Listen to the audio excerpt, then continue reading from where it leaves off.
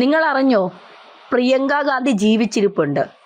അതായത് പ്രിയങ്ക ഗാന്ധി പറയുകയാണ്, ഇറാനെ ഇങ്ങനെ ആക്രമിക്കുമ്പോൾ, ഇസ്രായേൽ ആക്രമിക്കുമ്പോൾ എന്തിനാണ് ഇങ്ങനെ ഇന്ത്യ കൈകൊട്ടിച്ചിരിക്കുന്നതെന്ന്. വേണ്ട, ചിരിക്കുന്നില്ല. ഞങ്ങളൊക്കെ കരഞ്ഞ് നെഞ്ചിലടിച്ച് നിലവിളിച്ച് ഇങ്ങനെ ഇരിക്കാം. എന്നിട്ട് ഇസ്രായേലിനെ കുറേ അങ്ങ് തള്ളി മറിച്ച്, അല്ലെങ്കിൽ ഇസ്രായേലിനെതിരെ കുറേ ഇല്ലാ കഥകളൊക്കെ പറഞ്ഞ് 4 വോട്ടിന് വേണ്ടി ഞങ്ങൾ ഇങ്ങനെ പിതൃശൂന്യത കാണിക്കാം. അത് മതിയോ പ്രിയങ്ക ഗാന്ധി? അല്ല, പ്രിയങ്ക ഗാന്ധി ഇത്രയും നാൾ എവിടെയായിരുന്നു? കാണാനില്ലായിരുന്നല്ലോ. നമ്മുടെ പാകിസ്ഥാനിൽ ഭീകരവാദികൾ പഹൽഗാമിൽ വന്ന് 27 നിരപരാധികളുടെ ജീവൻ എടുത്തിട്ട് തിരിച്ചുപോയി. ആ സംഭവം ഓർമ്മയുണ്ടോ ആവോ? അറിയാൻ വഴിയില്ല. അമേരിക്കയിൽ എവിടെയോ ആയിരുന്നല്ലോ. ഇതൊന്നും കേൾക്കാൻ വഴിയില്ല. അങ്ങനെ ഒരു സംഭവം ഇന്ത്യയിൽ നടന്നായിരുന്നു. നമ്മുടെ മുഖ്യമന്ത്രി പിണറായി വിജയനൊക്കെ ഇസ്രായേലിനെ തെമ്മാടി രാജ്യമെന്നൊക്കെ വിളിച്ച് ആക്ഷേപിക്കുന്നുണ്ട്. രാഹുൽ ഗാന്ധിയും പ്രിയങ്ക ഗാന്ധിക്കും അങ്ങനെ ഒരു സംഭവത്തെക്കുറിച്ച് വല്ല ഓർമ്മയുണ്ടോ? രാഹുൽ ഗാന്ധിയെ വിട്, അത് പിന്നെ ഏത് രാജ്യത്ത് ചെന്നിരുന്നും ഇന്ത്യയെ എങ്ങനെ നശിപ്പിക്കാം, അല്ലെങ്കിൽ ഇന്ത്യയെ രാജ്യദ്രോഹ വിരുദ്ധമായ എന്ത് കാര്യങ്ങൾ പറയാം എന്നൊക്കെ ആലോചിച്ചുകൊണ്ട് നടക്കുന്ന ഒരു വിവരമില്ലാത്ത വിഡ്ഢി എന്ന് വേണമെങ്കിൽ നമുക്ക് പറയാം. ഭാവി പ്രധാനമന്ത്രിയാണെന്ന് ഇപ്പോഴും ഇങ്ങനെ സ്വയം ആശ്വസിച്ച് നടക്കുന്ന ഒരാൾ. പ്രിയങ്ക ഗാന്ധി അമേരിക്കയിൽ പോയിട്ട് എപ്പോൾ എത്തി ഇറാന്റെ സൈഡ് പിടിക്കാനായിട്ട്?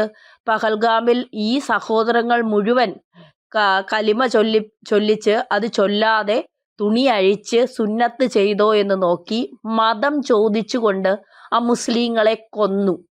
അത് ഓർമ്മയുണ്ടോ? അങ്ങനെ ഒരു സംഭവം കേട്ടിട്ടുണ്ടോ? കേൾക്കാൻ വഴിയുണ്ടാവില്ല. കാരണം അമേരിക്കയിൽ അടിച്ചുപൊളി തിരക്കിനിടയിൽ ഇവിടത്തെ ഈ പാവങ്ങളുടെ മരണമൊക്കെ പ്രിയങ്ക ഗാന്ധി എങ്ങനെ കേൾക്കാനാണ്?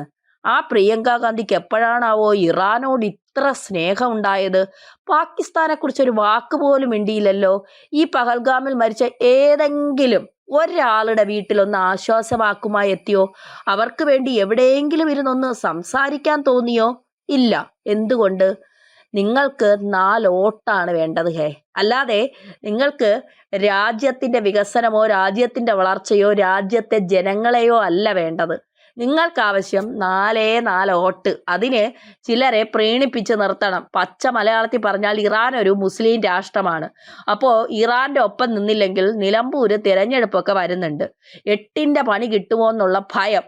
അതുകൊണ്ട് നിങ്ങളിങ്ങനെ എന്താ പറയുക, പല കാര്യങ്ങളും പറഞ്ഞ്, പണ്ട് പലസ്തീൻ്റെ ബാഗുമായി കയറിയ ആളാണ് നിങ്ങൾ. പഹൽഗാമിൽ മരിച്ച ആളുകളിലെ നമ്മുടെ നിരപരാധിയായ സഹോദരങ്ങൾക്ക് ഇന്ത്യ ഒരു തിരിച്ചടി നൽകിയിരുന്നു.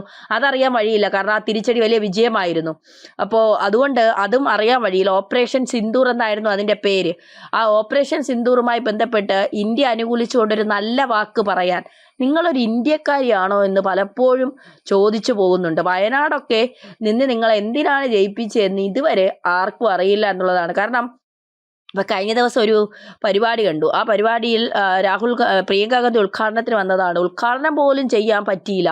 ഈ ദൈവത്തിൻ്റെ ചില കൈകൾ എപ്പോഴും ഉണ്ടെന്ന് പറയുന്നത് പോലെ ഒരു പിണ്ണാക്കും ഇന്ത്യക്ക് വേണ്ടിയോ കേരളത്തിന് വേണ്ടിയോ ചെയ്യാത്തവർ വന്ന് ഉദ്ഘാടിച്ചിട്ട് എന്ത് ചെയ്യാനെന്ന് പറഞ്ഞാൽ ആ ഉദ്ഘാടനത്തിന് വെച്ചിരുന്ന ആ ഒരു എന്താ പറയുക, ബോർഡ് വരെ മറിഞ്ഞു വിടുന്ന ഒരവസ്ഥ ആണ് ഉണ്ടായത്.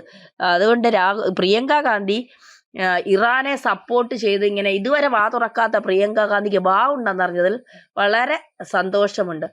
ഇറാൻ ഇസ്രായേൽ സംഘർഷത്തിൽ ശക്തമായ നിലപാട് സ്വീകരിക്കുന്നില്ല എന്ന് കാട്ടി കേന്ദ്ര സർക്കാരിനെതിരെ രൂക്ഷ വിമർശനവുമായി പ്രിയങ്ക ഗാന്ധി. ഇറാനെ ഇസ്രായേൽ ആക്രമിക്കുമ്പോൾ ഇന്ത്യ കൈയടിക്കുന്നത് എന്തിനാണെന്നാണ് പ്രിയങ്ക ഗാന്ധി ചോദിച്ചത്. അതായത് ഇറാൻ ഇസ്രായേലിനെ ആദ്യം ആക്രമിച്ചു. അതായത് ഹമാസ് ഇസ്രായേലിൻ്റെ 2023 ഒക്ടോബർ 7-ാം തീയതി ഇസ്രായേലിനുള്ളിലേക്ക് കയറി അവിടെ 1200 പേരെയാണ്, 1200 നിരപരാധികളെയാണ് തീർത്തത്. മാത്രമല്ല ജൂതരെ ഒരു തരത്തിലും ജീവിക്കാൻ അനുവദിക്കില്ല എന്ന് നിലപാട് സ്വീകരിച്ചവരാണ് ഈ ഇറാൻ എന്ന് പറയുന്ന രാജ്യം. ഇവർക്ക് എങ്ങനെയെങ്കിലും ഇസ്രായേലിനെ തകർക്കണം, അവിടുത്തെ ജനങ്ങളെ ഇല്ലാതാക്കണം.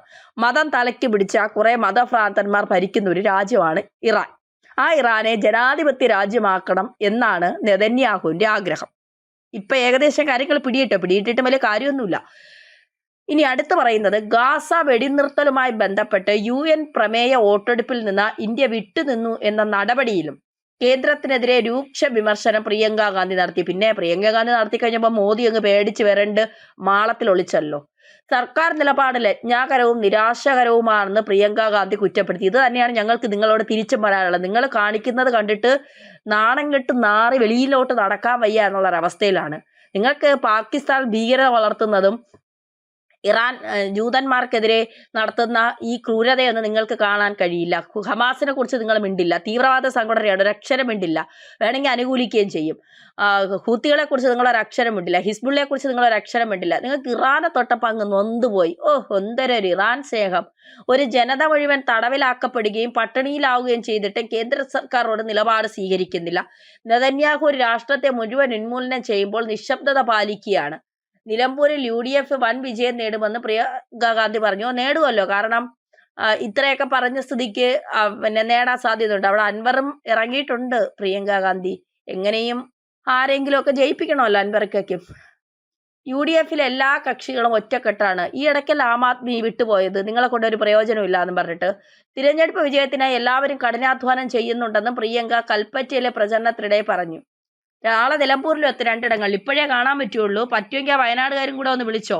നിങ്ങളുടെ MP അല്ലേ, ഇപ്പോഴേ ഒന്ന് കാണാൻ പറ്റുള്ളൂ. ഇനി എപ്പോഴെങ്കിലും ഇന്ത്യക്കൊരു പ്രശ്നം ഉണ്ടാകുമ്പം ചേട്ടൻ പട്ടായയിലേക്കും അനിയത്തി അമേരിക്കയിലേക്കും മുങ്ങുന്നൊരു അവസ്ഥയാണ് ഉണ്ടാകുന്നത്. ലേശം ഉളുപ്പും നാണമൊക്കെ വേണം. ലേശം 4 വോട്ടിന് വേണ്ടിയിട്ട് നിഷ്പക്ഷ പറയോ നിങ്ങൾ, അത് പ്രശ്നമില്ല. ഇറാനൊപ്പം നിൽക്കുകയോ ഇസ്രായേലിനൊപ്പം നിൽക്കുക, അതൊക്കെ ഓരോരുത്തരുടെ ഇഷ്ടമാണ്, ഓരോരുത്തരുടെ നിലപാടാണ്. പക്ഷെ 4 വോട്ടിന് വേണ്ടി ഒരു മതം കുത്തി നിറച്ച് ജനങ്ങളെ ഒരു സ്വാതന്ത്ര്യവുമില്ലാതെ ജനങ്ങളെ ഇങ്ങനെ കൊല്ലാക്കൊല ചെയ്യുന്ന, അവർക്ക് സംഗീതം ആസ്വദിക്കാൻ പറ്റൂല, അവർക്ക് സ്ത്രീകൾക്ക് വീടുകളിൽ നിന്ന് പുറത്തിറങ്ങാനുള്ള അനുവാദമില്ല, പുരുഷന്മാർക്ക് പോലും ഇവർ പറയുന്നതനുസരിച്ച് ജീവിക്കാൻ കഴിയുള്ളൂ. ഈ പായത്തുള്ള അൽ ഖമേനി എന്ന് പറയുന്ന ഒരു പടുകിഴവനുണ്ട്. ആ കാരണവർ ഇടയ്ക്കിടയ്ക്ക് ബങ്കറിൽ നിന്ന് പുറത്തു വരും. 4 തെറിവിളിക്ക് ഇസ്രായേലിനെ വീണ്ടും ബങ്കറിലോട്ട് പോകും. നെതന്യാഹു ഇത്രയെങ്കിലും പറയുന്നുണ്ട്, ഇറാനിലെ ജനങ്ങളെ, നിങ്ങളെ ഞങ്ങൾ ഒന്നും ചെയ്യില്ല, നിങ്ങൾ ഞങ്ങളുടെ ശത്രുക്കളല്ല, നിങ്ങൾ എൻ്റെ സഹോദരങ്ങളാണ്, നിങ്ങൾക്ക് ജനാധിപത്യപരമായ ഒരു നീതി തരിക എന്നുള്ളതാണ് എൻ്റെ ലക്ഷ്യം, അതിനു വേണ്ടിയിട്ട് കൂടിയാണ് ഞാനിത് പ്രവർത്തിക്കുന്നത് എന്ന് ഉറച്ച നിലപാട് നെതന്യാഹു എടുക്കുകയാണ്. പിന്നെ ഇറാന്റെ ഇസ്രായേലിന്റെ കാര്യത്തിൽ അവർ തീരുമാനിച്ചോളൂ എന്താണെന്ന്. നിലമ്പൂർ വന്നിരുന്ന് വാളയാറിന്റെ അപ്പുറത്തോട്ട് ഈ ശബ്ദം പോവില്ല പ്രിയങ്ക ഗാന്ധി. പിന്നെ എന്തിനാണ് വന്നിരുന്ന് ഇങ്ങനെ കുരയ്ക്കുന്നത്? പിന്നെ നിലമ്പൂരിലുള്ള 4 ആളുകൾ ഞങ്ങൾ ഇറാനൊപ്പമാണ്, ഇറാൻ ഞങ്ങളുടെ വലിയ സംഭവമാണ്, ഇറാന്റെ ജനങ്ങൾക്കൊപ്പമാണ്. അവിടെ പട്ടിണി കിടക്കുന്നെങ്കിൽ ആ രാജ്യത്തിന്റെ കഴിവുകേടാണ്. അവിടുത്തെ ജനങ്ങൾക്ക് തിന്നാനില്ലെങ്കിൽ ആ രാജ്യത്തിന്റെ കഴിവുകേടാണ്. അങ്ങനെ കഴിവുകെട്ട ഒരു രാജ്യത്തെ പിന്താങ്ങാൻ കേരളത്തിലെ അല്ലെങ്കിൽ ഇന്ത്യയിലെ നല്ലവരായ ബുദ്ധിയുള്ള വിവേകമുള്ള ആളുകൾക്ക് സൗകര്യമില്ല. നിങ്ങൾ പോയി കേസ് കൊടുക്ക്.